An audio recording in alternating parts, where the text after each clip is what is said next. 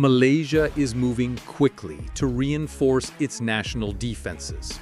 The country is now preparing to introduce China's latest portable air defense system, the QW-19, a next-generation weapon designed to counter drones, attack helicopters, and low-flying aircraft that threaten national security. According to DefenceSecurityAsia, the QW-19 has been identified as one of the most practical solutions for Malaysia's armed forces, providing a quick and flexible response to emerging aerial threats at low altitude. The system represents a major leap in short-range air defense. It is a third-and-a-half-generation MANPADS, short from Man-Portable Air Defense System, capable of hitting targets between half a kilometer and 6 kilometers away, with an interception ceiling of around 4.5 kilometers. The missile uses a dual-band infrared seeker that detects the heat signature of aircraft engines, and a proximity fuse that detonates automatically when the target enters its kill radius. From cold standby to launch, the operator only needs around 10 seconds, a crucial reaction window when facing a fast-approaching drone or helicopter.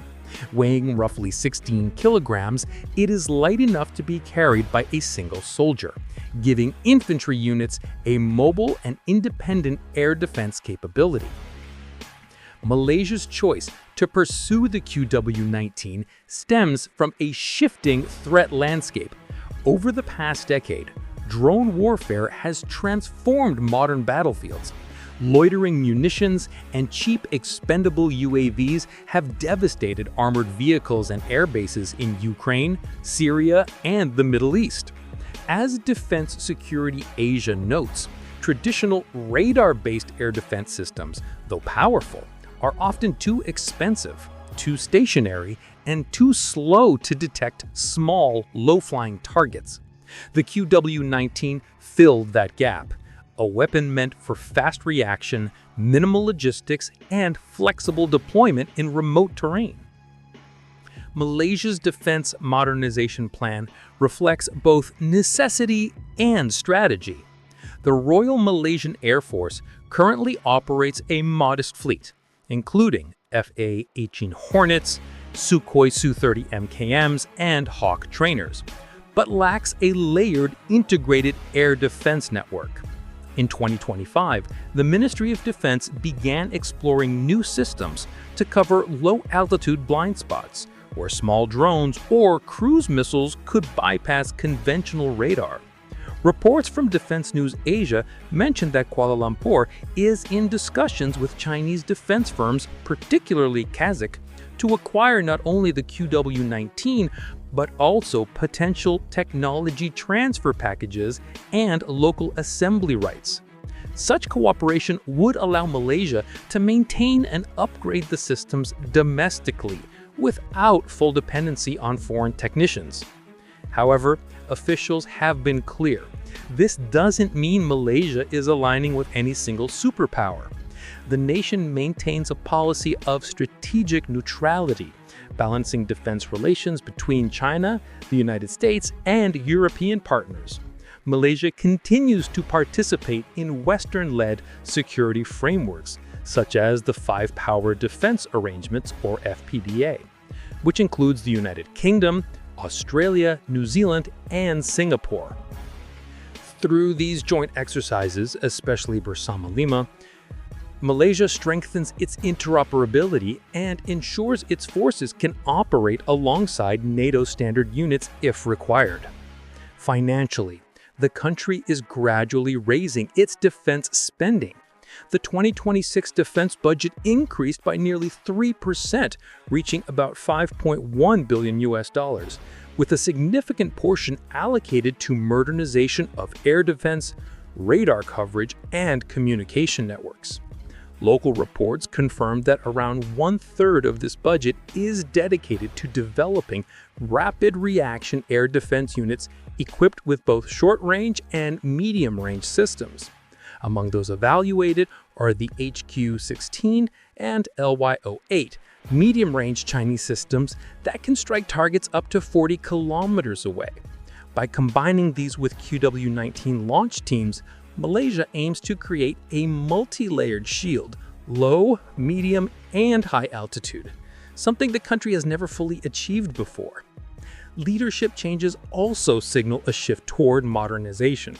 General Mohammed Nizam Jafar, appointed in early 2025 as Chief of the Armed Forces, and Air Marshal Mohammed Noor Al-Azaris, who leads the Air Force, are both known for promoting multi-domain integration.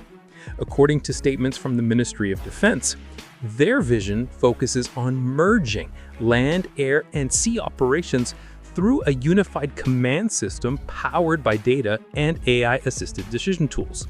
That approach mirrors the evolving doctrine of advanced militaries, where drones, sensors, and command systems communicate in real time to detect and neutralize threats before they strike. Malaysia's modernization efforts have also extended to infrastructure.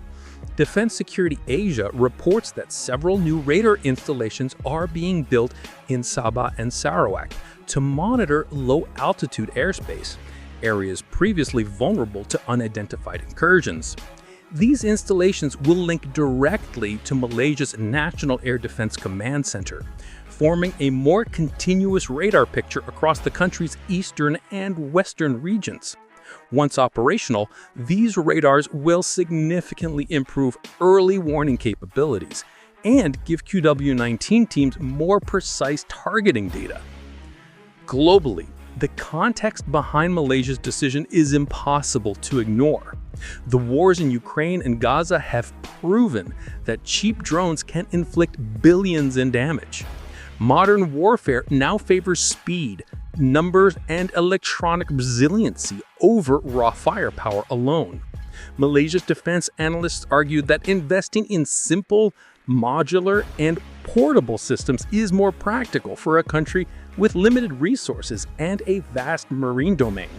As one local analyst put it, a single soldier with a smart missile can now deny an entire air corridor.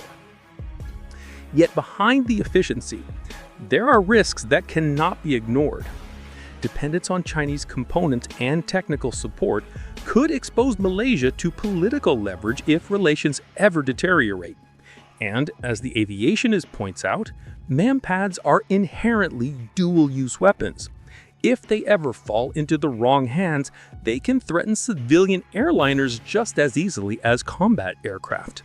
This is why many countries, including Malaysia, now implement strict inventory controls and end-user verification to prevent diversion to non-state actors. In regional terms, the acquisition could reshape Southeast Asia's aerial balance. If Malaysia successfully integrates the QW-19, it may encourage other ASEAN countries such as Indonesia, Thailand, or the Philippines to adopt similar low-altitude defense systems. This could spark a subtle race to secure the skies over the South China Sea, where overlapping air defense zones are already a sensitive issue. Analysts from Defense News Asia noticed that this development might actually stabilize the region by deterring surprise incursions and giving each nation better defensive confidence. From Malaysia, it represents both an opportunity and a test. The opportunity lies in building an affordable yet modern defense ecosystem. The test lies in coordination, linking soldiers on the ground with command centers, radar feeds, and allied intelligence. Without that integration, even the most advanced missile will remain just a tool, not a system.